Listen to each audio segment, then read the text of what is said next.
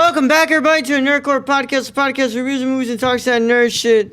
This is episode 757, I believe. Yeah, we are. We should be 757. I don't fucking know anymore. Yeah. Wait, didn't we do 757 a while ago? I don't know. I haven't been keeping track numbers, have you? Numbers are hard. Numbers are hard. Yeah.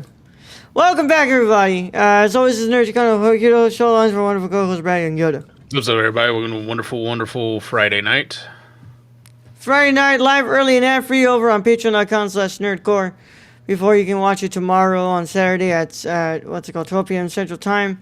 I hope all of y'all are doing great. I hope everyone's having a good day. Yeah, it is 7:57. I hope everyone's doing well. And, of course, we're here because yesterday... look, Brad, yesterday things kind of went a little bit different than I expected.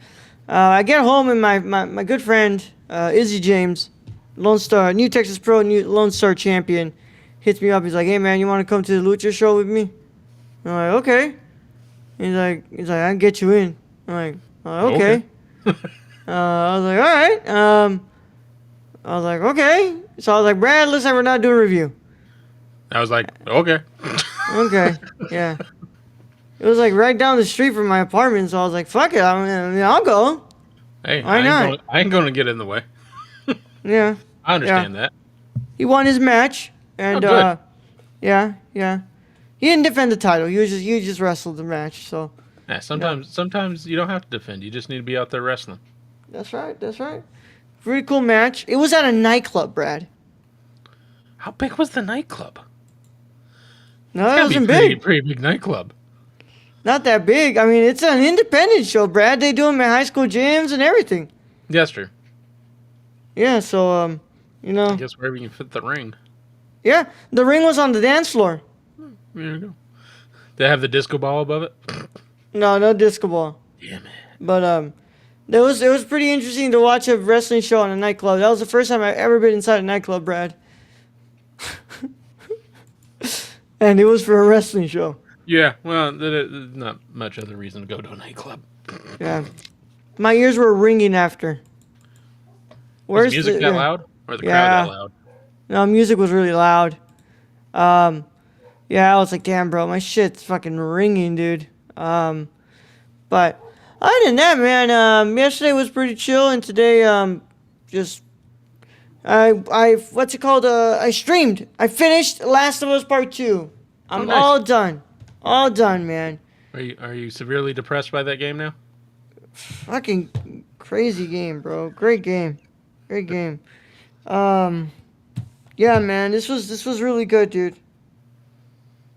Can't wait to see how Last of Us Season 2 either fucks it up or does a really good job at adapting it. Yeah. Yeah. We'll see. Who knows? We'll see. I mean, I like the first season, but I haven't played the game, so I can't. I mean, the game's really incredible, compare it. Brad. The game's incredible. Brad, what have you been up to today? I went to work. What? Yep. So I had to go into work today. Damn, bro. So. Why, man? Yeah, because they told me to. So. Yeah. So when there's no one else, they send me in, and did my job. I worked from about 8 to 2, and basically just kind of came home. I did order, so I can't find my Kindle. It's somewhere. Why? Because I want to use it for the. No, I said, where the treadmill. fuck is your Kindle? I don't know. Plus, it's 5 years old, and so I go on Amazon, and they're having a spring cleaning deal thing on all their shit. So I just bought a new one that's 2 inches bigger for like $94. I'm like, okay, sure. Pause. Yeah. Yeah, you wanted it to be 2 inches bigger, huh? Hey, don't we all? Hey, you would do it too for a check. For $94.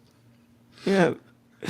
Oh man, but yeah, man. I mean, you got a new Kindle? Yeah, it'll be here tomorrow, I think. Nice. Yeah. I have not watched Daredevil. I'm gonna be watching Daredevil tonight, so we'll get to do that tomorrow. So today we're gonna be dedicating it to this movie that we're doing Um, So true. yeah, yeah. I think we should just stop fucking around and just do it right. Yeah. Yeah, let's Yeah, go. yeah. Let's do this, guys. So we'll be back with this review after these words from our sponsors. Today's episode of the Nerdcore is brought to you by SeatGeek. Whether you want to see your favorite band, sports team, or comedian, SeatGeek has you covered. We're proud to be partnering with SeatGeek to offer you $10 off your first order with code TheNerdCore. That's $10 off your first order at SeatGeek.com with code THENERDCORPS. So take a seat at your next live event with SeatGeek. Thank you.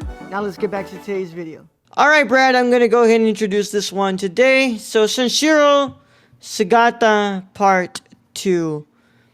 I do not know the translation, but it literally translates to Judo Saga 2. It is a 1945 Japanese action drama film, written and directed by Akira Kurosawa. The film is based on a novel by Tsuneo Tomita, son of Tomita Zunijiro, the earliest disciple of Judo. It was filmed in early 1945 in Japan towards the end of World War II. Unlike the original Sanshiro Sugata, the sequel is in part considered a propaganda film. The film is believed by some to be the earliest known film sequel whose title is simply the original title followed by a number, predating the likes of Quartermass 2 in 1957 by several years, although possibly mistaken as the added kanji is not a numeral but simply means continuation or sequel, sort of in the style of Another Thin Man or The Invisible Man Returns. Interesting. So there you go. Another first for Kurosawa. Yeah.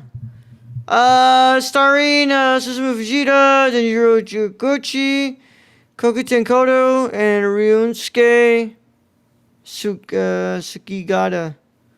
Music is done by Seiji Suzuki. Of course, produced by Toho and distributed by Toho. They should put produced by the Japanese government instead of Toho. Sits at an hour and 23 minutes, and that is all we've got. I wonder if we have anything here. No. Yeah. All right, Brad. Let's see. Anything on trivia? Highly fucking doubt it. Yeah. The final fight scene was filmed outdoors in real snow. Susumu Fujita, fighting barefoot, had to be carried to a bonfire between each shot as his feet would go numb. Yeah, I think that's what would happen. Yeah. Oh, shit. Yeah. I was wondering if that was like in real snow because it looked cold. Yeah. Akira Kurosawa had no intention of ever making a sequel to Sanshiro Sugata, but Toho pressured him into it after its great success. Yeah, usually that's how it goes. Yep. Akira Kurosawa married Yoko Yaguchi 18 days after Sanshiro Sugata Part 2 premiered, marrying on May 21st, 1945. And I believe she was the actress who played, I forget the name, but she was the daughter of the guy he fought in the first film. Yeah. Yeah, the one who she was like, hey, I really wish I could have seen your dad's grave and stuff, yeah. Yep. All right, Brad,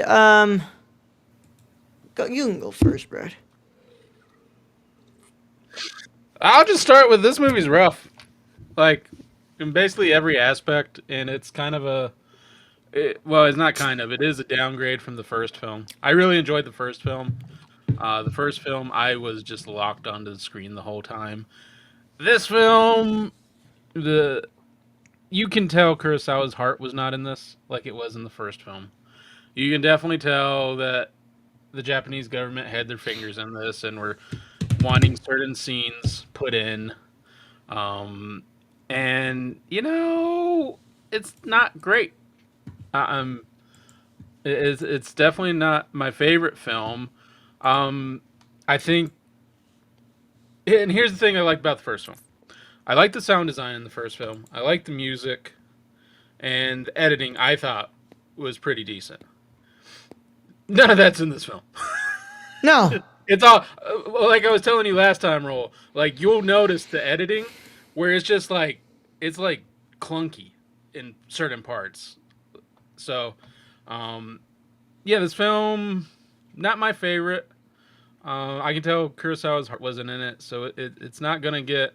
I don't think it's like the worst thing I've ever seen, but it might be the worst thing I've ever seen from Kurosawa. Okay. Um.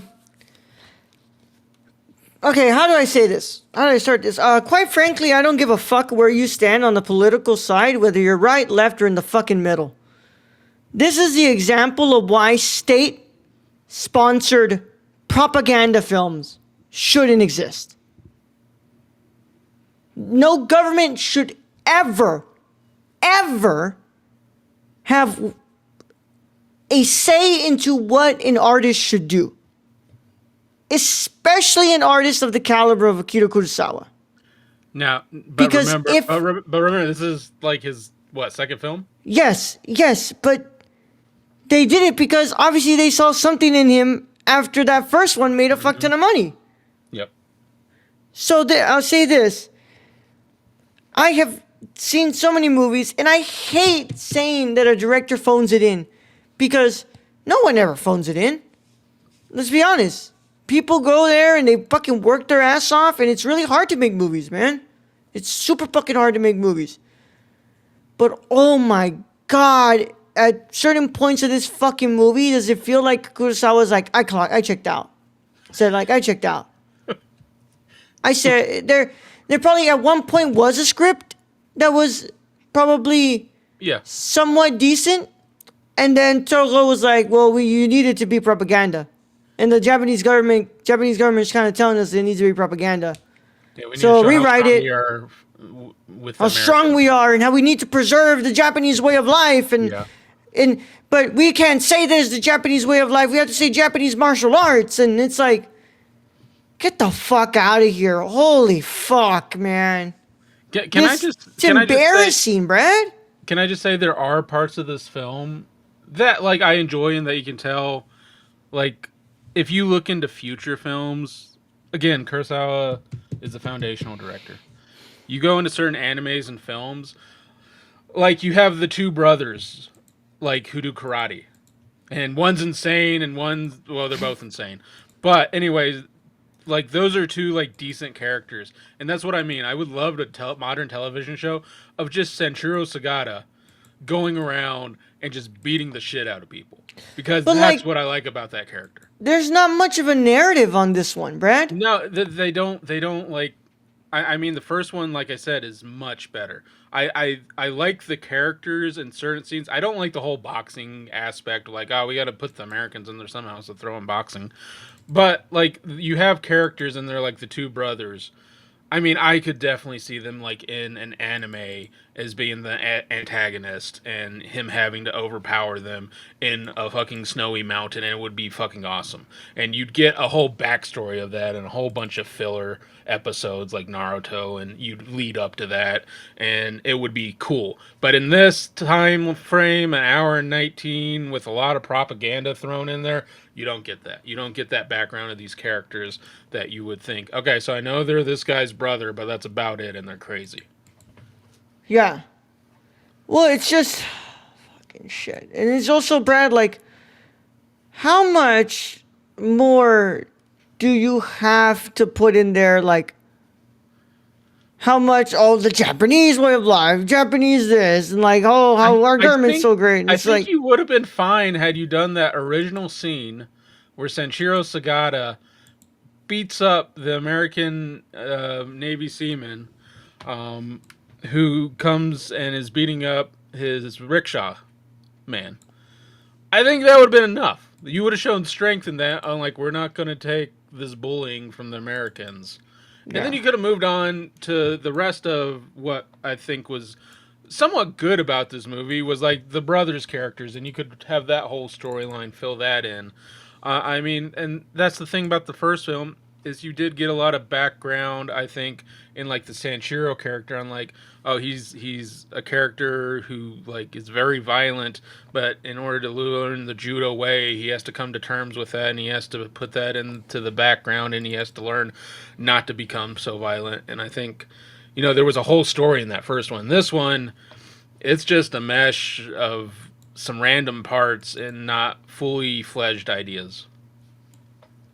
Yeah, it's a pile of shit, man. And I hate saying that about a Kurosawa film because Especially when we're one away from this last film. yeah. But it's like this is what happens when not just the studio meddles in your work, but specifically the government meddles in your work, and it tells you like what you need to say and what has to be done, and they don't let an artist like make art. And you know, I don't care. I don't give a fuck whether you're fucking left, right, moderate, fucking top right, top left, sideways. I don't give a fuck, bro. You know, no one should be ever told what to say in a film. Yeah. And it's No, like, and you can I tell in agree. here where it's like, there are concepts of what he wants to touch on, but about like maybe like a third way through, he's like, I don't even want to make this. Well, and you could tell like with the editing. The editing's rough. The Yeah, sound design that we had in the first one that I really enjoyed, like the wind and a lot of other stuff that was just really cool to hear wasn't there. And then the music wasn't there in spots it should have been. You can tell this might have been a rush job. This might have been one where Kurosawa got to a point and was just like tired of it yeah, and just threw out there just to be done with it. pretty much, man. I agree with you there, and we are doing a disservice to film history by just not preserving these films, Brad. No, this one Like looks this looks rougher than the really first. bad, Brad. Looks rougher than the first. Like, you know how cool that snow scene would have been had it been cleaned up? It probably looked pretty cool. Yeah, yeah, it's so fucking bad, Brad. Yeah, it looks like shit, man. It really does look like shit. And you know, it's just it's embarrassing. It's just really fucking sad. But because even though I don't like this movie, Brad, and it fucking hurts to say that about a Kurosawa film, it's still important to what's it called to study something like this so you can see what exactly a propaganda film looks like Yeah. through and through. By the way, And what not makes it not as good as the original idea that Kurosawa presented in the first one? yeah, yeah, And you would think Toho would know the importance, especially from one of the original directors that probably helped prop their studio up for a while. And you would think they would know the importance of cleaning these up and getting these out and, having them in better quality for people to watch and buy. yeah. But what a fucking movie, man. What a fucking movie. Um, I like the fight scenes, and I think like overall there is something, you know, there, but it's just not helped by a good script. It's not No. helped by good direction. And the It, time limit of an hour and 19 minutes, which yeah, to me, the first one, it managed on its own. It could have gone, like you said, another 20 minutes longer that was cut. yeah, This one, I don't think it would have helped it, maybe. I mean, you might have been able to fledge out some of the backgrounds and some of the characters, but like you said, the propaganda kind of ruins it. entirely, Brad. Um, yeah, Now, I now I will just tell you, Matadayo is a much better way to end our month. our month. It is a terrific way, and that's a film I really do love. It's a great way to end it. So, anyone watching this, the next one is going This to be actually looks way more. great, It's going to be man. way more positive. Yeah. But Brad, what's your final verdict here? Oh, I don't think I've given a Kurosawa less than a 5, maybe a 6. This whole 8 years, or almost 8 years, or 7 years, or whatever. I think some of the characters in this are interesting, but the films, like you said, it's just weighed down by a government propaganda machine that had their fingers way too much in it. And then I think Kurosawa probably lost hope throughout it and didn't edit it quite as much as well as it could have been. And the sound design and music's missing, so there's a lot missing. So I do like the characters. Some of the fight scenes are good. So I'm thinking a 3 out of 10. Yeah, I guess. I guess I'm there with you too, Brad. As much as it hurts, right, to Yeah, fucking yeah. give I him mean, that. I just to be honest, I mean, it's not. I was bouncing around. I'm like, if I'm honest, like I'm not gonna give it like Venom level Oh God, no, of God, no. no. Like I would rather watch this Because I ten learned times something from this, and it's like this is what a fucking propaganda film. propaganda film looks like, And and this is what happens when what's good about it is we get the full like from a week ago we saw a film, his first film that he was allowed to create how he wanted, and to me it was pretty excellent. Yeah, Like and I and really let's be liked that honest movie. though. Let's be honest though. There's still a little bit of propaganda in there, Yeah, you know, but but not minuscule. blatantly in your face, bro. No, like they're having like a lot of this movie, like 20 to 30 minutes of this movie is like propaganda, easy, because they're doing the boxing matches and this and that, and it's just like we get it. But I hate that, Brad. Like I hate the way that he's looking at the boxing match, like as if like boxing is something that what's it called that has like no fucking discipline to it or anything, right? It's like he's saying yeah, like look at this terrible American sport, like well, yeah, like it's just a whole violent, you know, yeah, and even the boxer in there's not very good the way he's boxing. Which yeah, you watch old films and it's kind of some way how they box, but like you look at boxing nowadays, I mean, there's the whole breathing control. There's the whole like if you go 12 rounds, you're gonna be tired. So there's the whole like they got to get fit to make the end, and there is yeah. some beauty into boxing. Yeah, there's a lot of discipline, there's a lot of control, and quite frankly, there's an actual like way to view boxing as not just a violent sport. And sadly, like this movie kind of like makes it look like MMA to me is purely a sport that's for violence. There's no discipline to MMA. You go into MMA, what's it called, aiming to brutalize your opponent to I win. I kind of agree with that, but I also think there's a lot of techniques to overcome your opponent that you have to go with MMA. That's why it really gets interesting with the different techniques, like judo.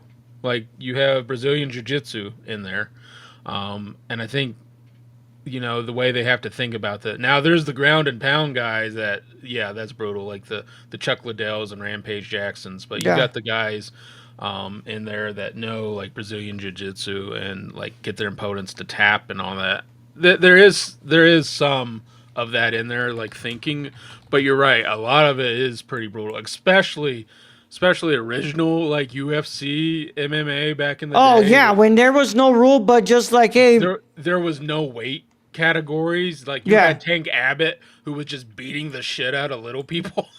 yeah.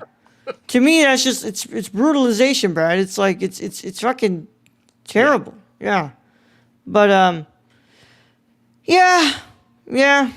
Um, what a freaking movie, man. What a freaking movie, huh? Again, I don't want people like this is not the usual Kurosawa.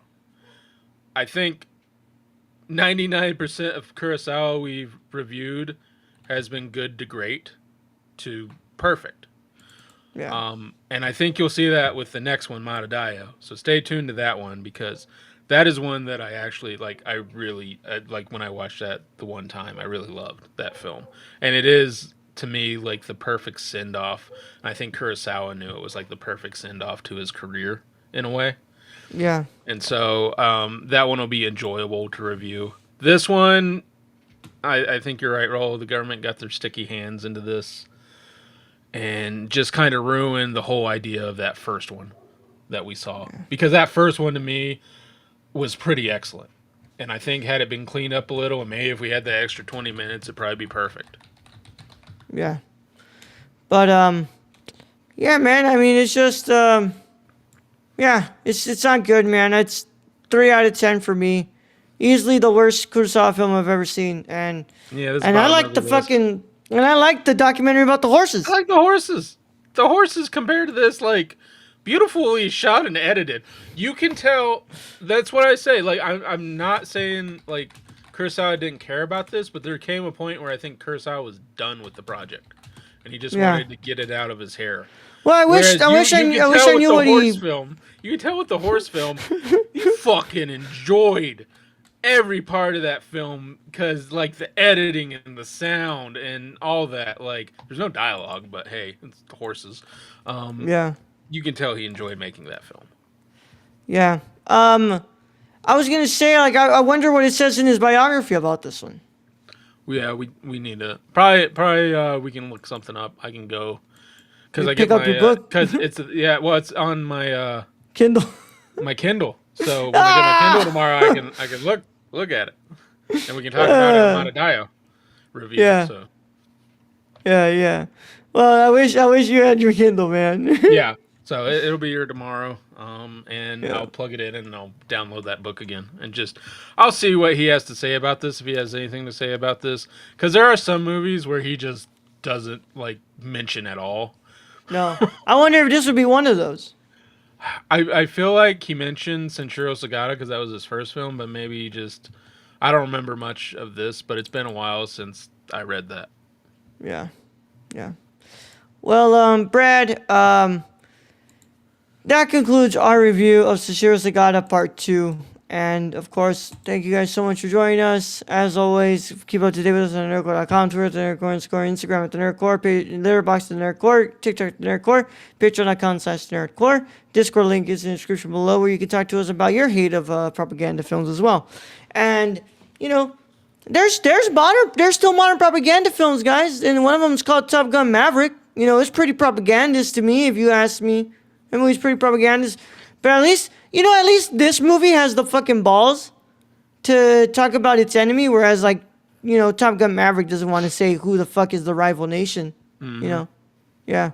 But, and here I am, an American, watching a film that's, you know, blatantly talking about the Americans. So, you know, maybe it's a sign to our current film industry, like, if you're gonna have some balls, have some fucking balls and put it all out there. Full way. Yeah. Don't like. Yeah, I know you're scared about losing your box office money in Russia, but you know, if Or it's China. Russia, say it's Russia.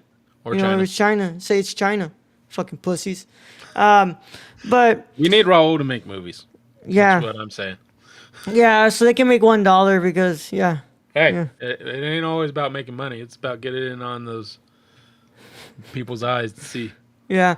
If you're watching on YouTube, please make sure you leave a comment down below, leave a like on the video, and subscribe to the channel so you don't miss another review. We got one last review left for Kurosawa Month. It's happening next week. One last review left for Kurosawa ever. Ever. It ends with Unless we Manadayo. talk about something in depth. Well, I mean, unless we like rescreen or, you know. Yeah, or something like Or that. But we- no, this is like the last show review. Yeah. I'm sure that we'll talk about some more Kurosawa when it comes to like with his writing, because I really do want to see some of the films from Yamamoto and Inomura, because, you know, they're people that he valued in their opinions, and I really do want to see what else I they kind of made. want to see where Kurosawa Started? who like taught him, because I think that's also important, is to see, like, when you have the greatest filmmaker ever, you kind of want to see, okay, who was his mentors and what were their styles and how did he build off them, because, you know, he had to build off them. He wasn't just a blank slate. Exactly.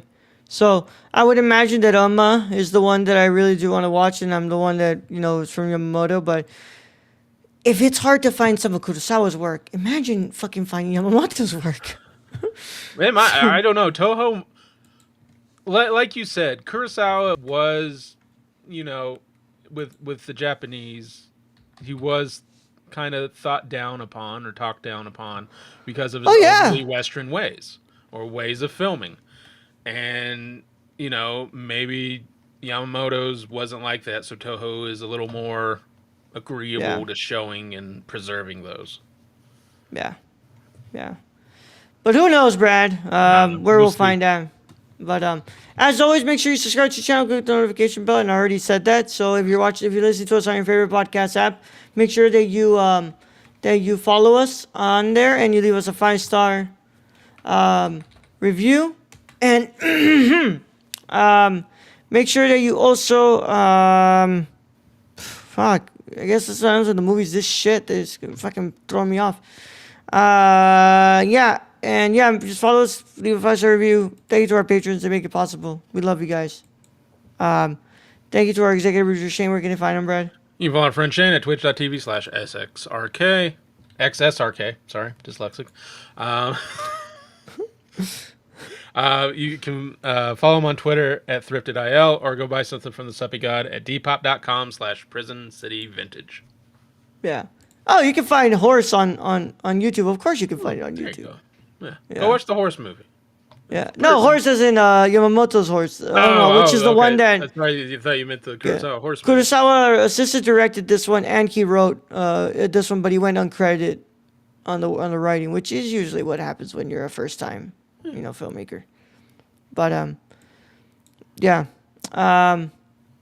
yeah, man. With that being said, we're gonna see you guys later. We'll see you guys tomorrow for Daredevil Born Again season 1, episodes 5, 4, and 5, right? Yeah. No, 5 and 6. 5 and 6, which odd news to me. So, do you guys want to just finish this that quick? Come on, guys. But yeah, we'll see you guys for that.